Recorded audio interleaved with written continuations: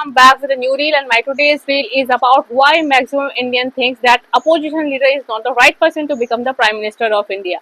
इसको समझने के लिए यदि हम अब्राहम लिंकन के एक कोट को समझेंगे जो कि काफी रेलेवेंट है इस टॉपिक के लिए, डेफिनेटली हमारे काफी कॉन्सेप्ट क्लियर होंगे।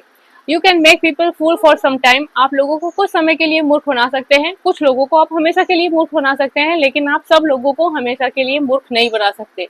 ये समझना बहुत ही इंपॉर्टेंट है, क्योंकि हमने देखा ही है कि किस तरह से अपोजिशन पार्टी पॉलिटिक्स करती है। साम दाम दंड भेद सारे पैतरे अपना लेते हैं और किस लेवल पे चीजों को एग्जैजरेट करा जाता है, ये हम काफी टाइम से देख रहे हैं।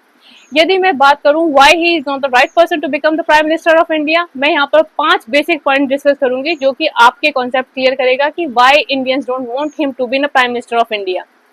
फर्स्ट एंड मोस्ट इंपॉर्टेंट है बेसलेस प्रॉमिसेस। जो भी वो प्रॉमिस करते हैं काफी बेसलेस होती हैं, उसमें कोई दम नहीं होता है। वो लोगों को कहते हैं कि हम आपके लिए ये कर देंगे, एजुकेशन के सेक्टर में ये कर देंगे, हेल्थ के सेक्टर में ये कर देंगे, किसानों के ऋण माफ कर देंगे। उल्टे सीधे स्टेटमेंट या बयान दिए जाते हैं, लोगों को एम्प्लॉयमेंट दिलवा दिया जाएगा, बट आप देख ही सकते हैं कि इतने सालों में उन्होंने किस लेवल का काम करा है। So things are very clear कि वो कहते कुछ है, करना वरना उनको कुछ होता नहीं है। जब तक आप करोगे नहीं, कहते ही रहोगे, definitely no one is going to trust you. तो सबसे first and most important parameter है कि आप जो प्रॉमिस कर रहे हैं उसको यदि आप सही से फुलफिल नहीं करते तो डेफिनेटली लोगों का आप पे ट्रस्ट ही नहीं बनेगा, और आप इसी तरह से लोगों के साथ झूठी प्रॉमिसेस करके लोगों को कंफ्यूज करते रहेंगे। तो definitely somehow people will understand कि what exactly running in their mind. Second and most important चीज है कि वो हमेशा इंडिया को डिफेम करने की कोशिश करते हैं। आप देख लीजिए कि उनके जो इंडिया के बाहर के स्टेटमेंट होते हैं वो किस तरह के स्टेटमेंट होते हैं। जो भी कंट्री इंडिया के अगेंस्ट में वो उसके सपोर्ट में खड़े हो जाते हैं। पाकिस्तान के सपोर्ट में उनके स्टेटमेंट देख लीजिए, चाइना के सपोर्ट में उनके स्टेटमेंट देख लीजिए। यूएसए में recently USA president Donald Trump ने कहा कि हमारी इकोनॉमी डेड इकोनॉमी है, तो ये उनका सपोर्ट करने लग गए। वी कैन अंडरस्टैंड कि इनके किस तरह से कॉन्टैक्ट हैं। आप सोरोस के साथ किस तरह के कॉन्टैक्ट रहे हैं, यूएस में किस तरह से चीजें ये वहां पर जाके इन्होंने उल्टा सीधा इंडिया की डेमोक्रेसी या डिक्टेटरशिप को लेकर बातें बोली हैं, या कहा गया है कि हमारा कॉन्स्टिट्यूशन खत्म हो रहा है। जो ये सारी बातें हैं डेफिनेटली बताती है कि किस तरह से ये डिफेम कर रहे हैं हमारे ही कंट्री को बाहर जाकर, जो कि एक बहुत ही नेगेटिव पॉइंट है। कोई भी लीडर इस तरह से स्टेटमेंट देता है, कंट्री को डिफेम करता है, यू कैन अंडरस्टैंड कि वो कभी भी एक अच्छा नेशनलिस्ट लीडर नहीं हो सकता। थर्ड एंड मोस्ट इम्पॉर्टेंट है बैड फैमिली लीगेसी। जो उनकी फैमिली की लीगेसी है, आप देख लीजिए कि इन्होंने कॉन्स्टिट्यूशन को लेकर कितना प्रोपेगेंडा क्रिएट करा है। हम सभी जानते हैं कि 55 इयर्स में कांग्रेस ने 77 टाइम जो कॉन्स्टिट्यूशन में अमेंडमेंट करे हैं।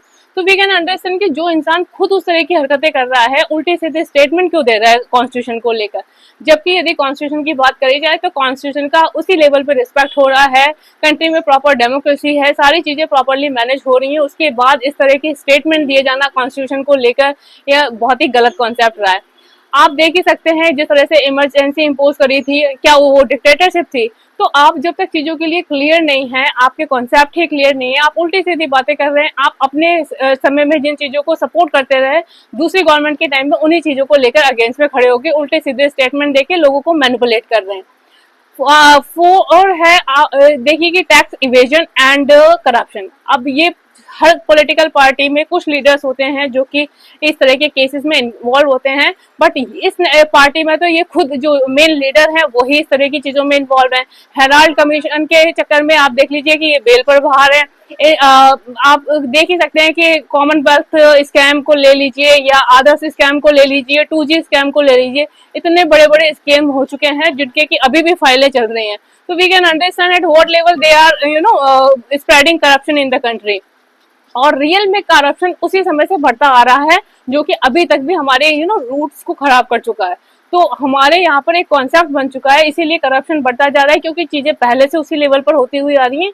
एक नेगेटिविटी क्रिएट होती है, एक गलत सोसाइटी क्रिएट होती है इस तरह से यदि लीडर्स ही करप्शन में इन्वॉल्व होते हैं तो।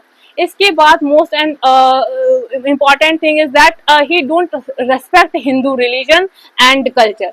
हम यदि बात करें उनके स्टेटमेंट्स की, तो उन्होंने पार्लियामेंट में कहा है कि हिंदू हिंसक है, इस तरह के स्टेटमेंट दिए हैं, या जो हमारी कल्चर को लेकर वो उल्टे सीधे बयान देते रहते हैं।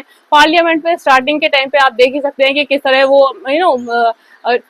शंकर जी की मूर्ति लेके किस तरह से चीजें क्रिएट कर रहे थे। मतलब इस रियली वेरी पथेटिक थिंग कि आप जिस कंट्री में रह रहे हैं वहां पर 80% लोग हिंदू हैं, और आप हिंदू रिलीजन के बारे में कुछ नहीं जानते, उल्टे सीधा प्रोपोगंडा करते हैं। इलेक्शन के टाइम में जनेऊ धारण करके किस तरह से चीजें क्रिएट करते हैं वो हम सभी देखते हैं। तो लोग भाग चीजों को समझते हैं। आप लोगों को काफी समय तक मूर्ख बना चुके हैं, बट आपको यदि लगता है कि आप पब्लिक को हमेशा के लिए मूर्ख बना लेंगे, तो ये आपकी सबसे बड़ी मूर्खता होगी। So I think that is the reason that he is not the right person for to become the Prime Minister of India. And I think people support it because जिस तरह से उनकी पॉलिटिक्स रही है, जिस तरह से उन्होंने प्रोपेगेंडास क्रिएट करने हैं, जिस तरह से फेक नरेशंस स्प्रेड करे हैं, आप सभी देख सकते हैं कि किस तरह से चीजें नेगेटिव होती गई है। मतलब आप देख लीजिए कि कांग्रेस ऐसी पार्टी है जो अपने लीडर्स को ही रिस्पेक्ट नहीं देती। इतने बड़े बड़े लीडर्स हैं, इतने एक्सपीरियंस और इतना अच्छे लीडर्स हैं जिनको कि वो वेटेज नहीं दिया जा रहा पार्टी में जो रियल में वो डिजर्व करते थे।